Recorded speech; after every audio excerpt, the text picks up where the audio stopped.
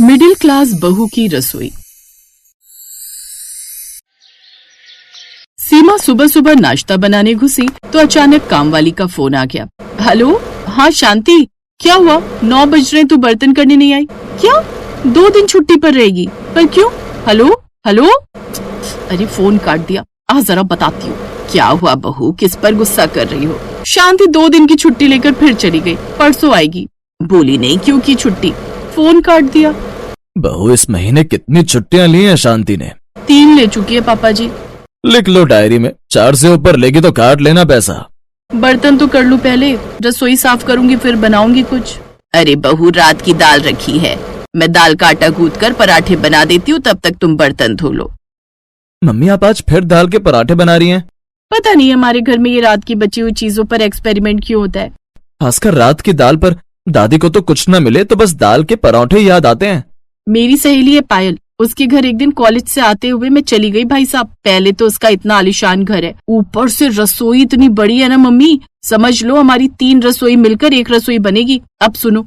दीपा अपनी बात कही जा रही थी और सीमा बर्तन कर रही थी। लगभग सबका ध्यान दीपा की तरफ था, मानो दीपा किसी नई पिक्चर की स्टोरी सुना रही हो।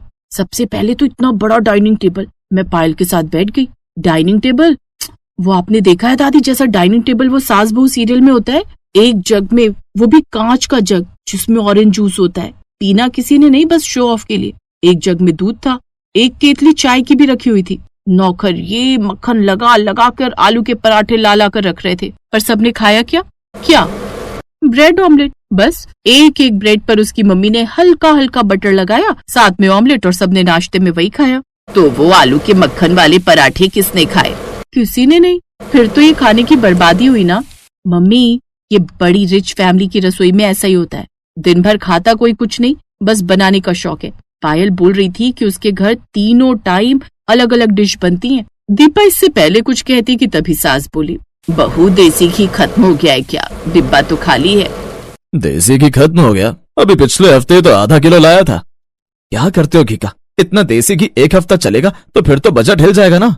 अरे तो मैं घी पी थोड़ी जाती हूँ, वैसे भी 1 हफ्ता हुआ नहीं, 10 दिन चल गया। आधा किलो देसी घी होता ही कितना है। और हाँ, राशन भी लाना है, बहुत सी चीजें खत्म हो गई हैं। अब ये मत कहना कि राशन कैसे खत्म हो गया, घर है तो चीजें तो खत्म होंगी। बहू ये शहद की शीशी फेंकना मत, इसे भी धो दो। तुम्हारे बाबूजी अनारदाने की गोलियां लाए थे, इसी में डालकर रख दूंगी। माँ जी वो चूरन की गोलियां इस डिब्बे में डाल दो, हाजमोला की शीशी खाली हो गई है। मम्मी और दादी को तो बस हर चीज में बचत दिखाई देती है। हमारी रसोई से अच्छी तो पायल की रसोई है, वहाँ ऐसी शीशियों में सामान नहीं दिखता। अब सीमा को गुस्सा आ गया। पहले वो गर्मी में इतने ढेर सारे बर्तन कर रही थी, एग्जॉस्ट फैन ऐसे घूम रहा था जैसे पैसेंजर ट्रेन। थोड़ी थोड़ी देर रुककर धक्के से चलना। दीपा, वंश, दादी पराठे बना रही है, आकर ले रहे हो नाश्ता या बंद करवा दूं गैस? और गैस से याद आया, गैस का बिल कितना आया है? अंकित जरा अपने फोन में मैसेज चेक कर। हाँ देखता हूँ। माँ थोड़ी सी मलाई देना।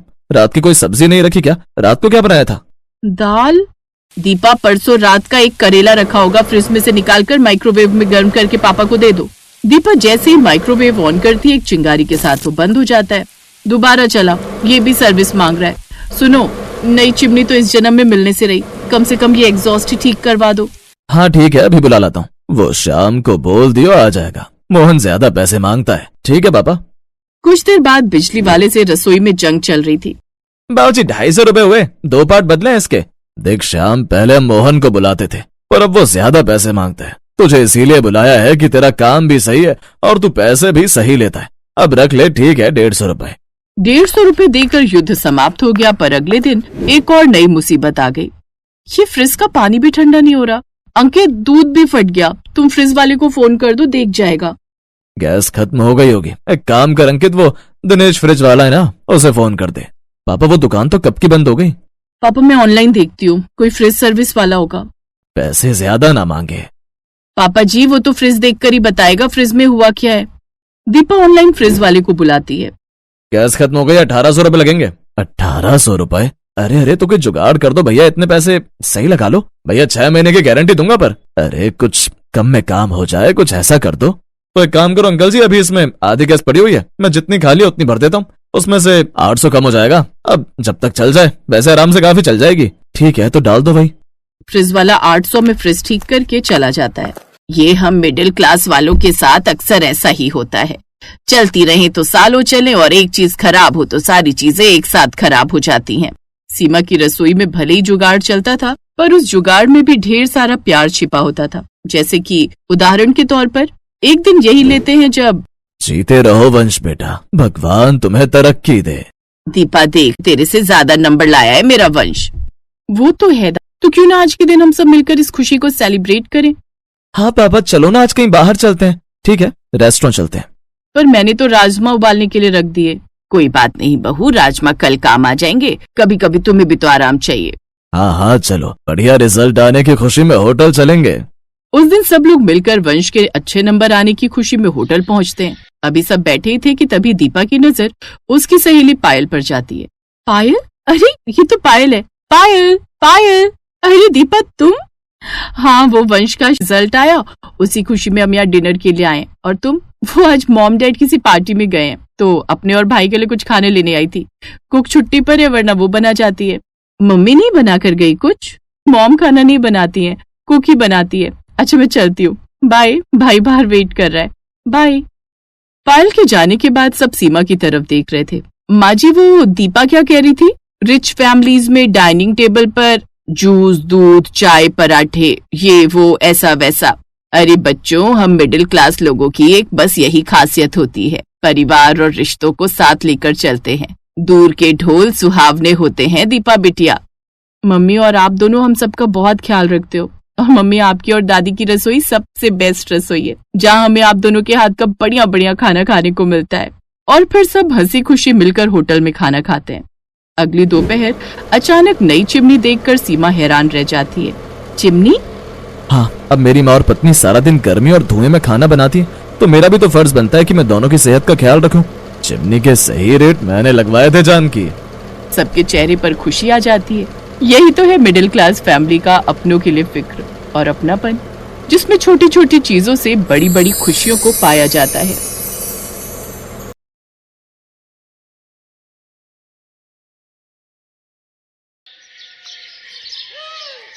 चलो, आज पहली बार मेरी जिंदगी में खुशियां आने वाली हैं। बड़े सुकून से अपना मनपसंद खाना बनाऊंगी।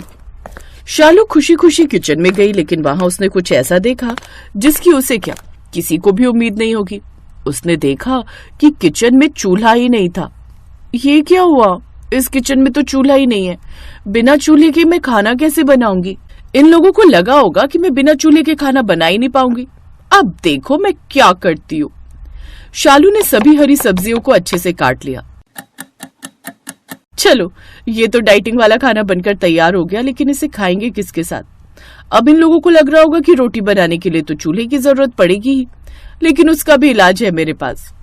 शालू तुरंत बाहर बाजार में गई और वहां से ढेर सारी ब्रेड खरीद कर ले आई।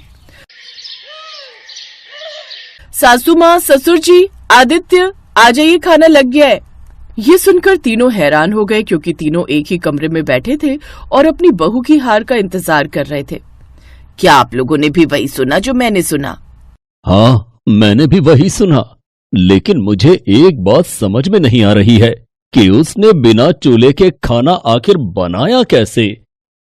ये तो हमें बाहर चलकर ही पता चलेगा। तीनों बाहर खाने की टेबल पर आए तो देखा हरी भरी सब्जियों से बना हुआ मसालेदार सलाद और कुछ ब्रेड रखी हुई थी। अरे यार, मेरा तो ये भी प्लान काम नहीं किया। चलो कोई बात नहीं, कम से कम इसी बहाने अब दोनों सास बहू लड़ेंगी तो नहीं चूल्हे की वजह से। वैसे बिना आग का इस्तेमाल करके बना हुआ ये खाना भी बहुत स्वादिष्ट लग रहा है और ये हमारे लिए हेल्दी भी है। लेकिन ऐसा आखिर हुआ क्यों था? क्यों आखिर उस घर में बिना चूल्हे वाली रसोई बनाने की जरूरत पड़ गई? और क्या अब उस रसोई में कभी भी चूल्हा नहीं जलेगा? ये जानने के लिए हमें कहानी में थोड़ा पीछे चलना होगा। शालू पहली बार ब्याह कर जब अपने ससुराल आई, तब वो अपने साथ एक बहुत ही शानदार चूल्हा लेकर आई।